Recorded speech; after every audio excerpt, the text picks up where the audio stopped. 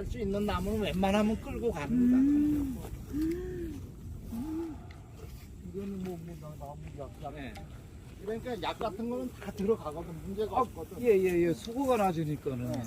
그래갖고 가급적이면 좀 수량이 나오는 나무들은 그냥 끌고 가려고 이렇게 하고 있죠. 원형을 봐서는 뭐 야, 나쁘네. 맛있게 생겼다. 아니 임계시네. 그리고 이제 이거는 제가 작년에 대통령상을 받았다고 우리 충주 시장님이 여기 와서 한번 뭐 이렇게 좀 설명을 하다 보니까 교육 농장으로 좀 쓰라고 요거를 저 5,600만 원을 지원을 해줘갖고 그래갖고 올해 이제 2축으로 심었어요. 임계시네.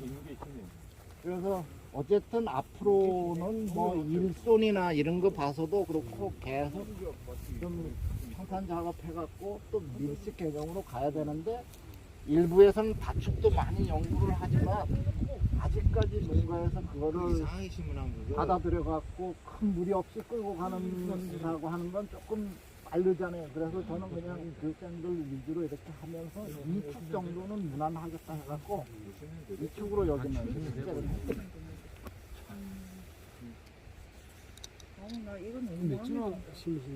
요게 2축이 자기 집 앞에 280주. 하나 있잖아. 이쪽에 2축으로 저기 아오리 핫즈 아오리라고 착색 아오리가 한 380주. 그렇게 심었는데 면적은 꽤 돼 보이도 경사다 보니까 그 면적을 다 못 찾아 먹어요. 확실히 이제 그런 부분은 있어요.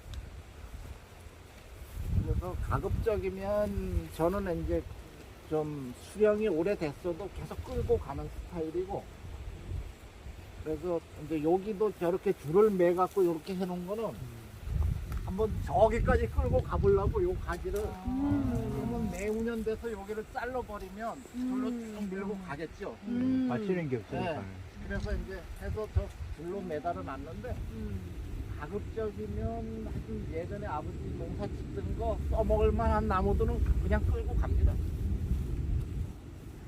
그래서 물론 이제 이런 나무들이 많으면 일하는 데 품이나 이런 건 좀 많이 들어가는데 저는 이제 일본 갔을 때 그 사람들한테 다른 거를 배웠다라기보다 한 농가를 가니까 100년 정도 된 나무인데 나무가 이제 막 병들고 하니까 그 제가 귀접 얘기했잖아요. 대목을 옆에다 쭉 심어갖고 귀접을 해서 100년 이상 되는 나무를 끌고 가더라고. 한두 나무 정도는 역사로. 아, 그렇지. 네, 그래서 그런 정도는 우리도 할 필요가 있겠다.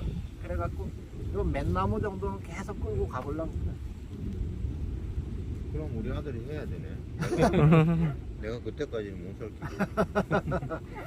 100년 하려면 손주도 해야 되는 거 아니야? 여기는 산 밑에 있다 보니까 짐승들 피해가 많이 요 멧돼지가 이래놓은 거예요. 브레이크 나가면 여기 멧돼지가 여기도? 네, 이것도 멧돼지.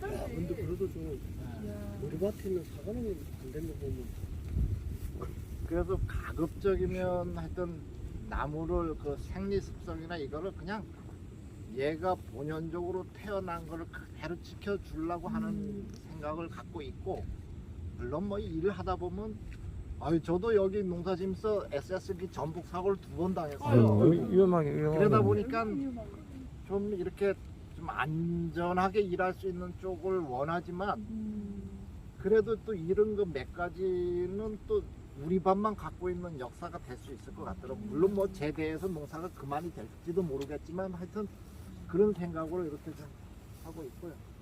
정례화가 안 되다 보니까 좀 일하고 이런데 힘은 많이 드는데 나름대로 사과가 갖고 있는 기본적인 그 습성을 이렇게 찾아주니까 그냥 감수하고 갖고 가는 겁니다. 대대로 저거는 센서는 수분 센서 여기 수분 센서하고 기온 센서를 같이 해갖고 이제 관수해 주는 거예요. 물은 어디서 물은 저 밑에 교육장 옆에 지하수에서 요 탱크로 보내고 여기서 이제 그래서 뭐 하여튼 여러분들이 계신 데는 사실은 고지대고 하다 보니까 사과 생육 과정이나 이런 거 이렇게 할 때 특별히 냉해나 동상해 외에는 굉장히 우리보다 농사 짓기가 편할 거예요. 그런데 이제 여기만 해도 올해 비 많이 올 때 한 달 조금 넘게 되는 기간 동안 900mm가 더 왔어요. 그러다 보니까 막 파이고 막 이런 부분 많고 그랬는데 그런 부분을 조금 좀 새로운 디지털 농업으로 이렇게 실현하기 위해서 엊그제 저희 마이스터 과정에서 파주를 갔다 왔는데 명인복 마이스터라고 있어요. 그 친구는 하우스에다가 사과 농사를 져요. 그런데 충주도 근래 들어서 냉해 피해가 굉장히 많습니다. 그래서 그런 것 때문에 이제 시에서 올해 아마 내년에 한두 군데 시범 사업을 진행할 텐데, 물론 강원도에 그런 이점도 있지만 내가 상습적으로 이 지역은 냉해를 받는다 그러면 그런 시설도 우리가 고려를 해봄직하죠. 그렇게 해서 자꾸 이제 그 영역을 넓혀갈 수밖에 없다, 이렇게 좀 말씀드립니다. 교수님 좀 예. 궁금한 게 예. 이 지역에서 냉해가 좀 발생한다고 말씀해 주셨는데요. 예. 혹시나 품종들끼리 비교를 했을 때 좀 덜 나는 게 있고 많이 그 아무래도 후지 계통이 조금 좀 냉해나 이런 게 이제 꽃피는 시기가 하루든 몇 시간이든 조금 늦게 하다 보니까 홍로나 이런 중생종보다 조금 피해가 덜하고, 저희 쪽 여기서는 홍로가 좀 심하게 받더라고요. 그 시기, 그 홍로가 꽃피는 시기에 꼭 추워요. 그러다 보니까 이제 그러다 보니까 파주의 명인복 씨도 가뭄을 심었는데 8년 차까지 사과 한 나무에 보통 15개, 20개밖에 못 따라봤대요. 그러다 보니까 하다 방법을 찾았던 게 포도 비가림 시설 같이 해보자 했는데 위에만 씌워놓으니까 별로 효과를 못 봤어, 그 애는. 그래서 그 이듬해는 다 연동을 했더라고요. 그래서 꽃 필 때 꽃이 딱 핀다 그러면 비닐을 딱 내려놓으니까, 그리고 이제 벌이야 뭐 많으니까 호박벌이나 이런 거 해서 방사를 해갖고 해서 9년 차에 수확을 한 게 앞에 누적 7년 수확한 것보다 더 많았어요. 140 몇 개를 따갖고 한 해 시설비를 다 해소했대요. 그러니까 그것도 우리가 연구를 분명히 해봐야 된다라는 거예요. 예, 그렇습니다. 저희 여기 밭에서 뭐 특별히 물어보실 거 있으면 물어보시고, 안 그럼 요 밑에 이제 4년생 된 후지 그 밀식으로 해놓은데 이제 거기 이따 가볼게요.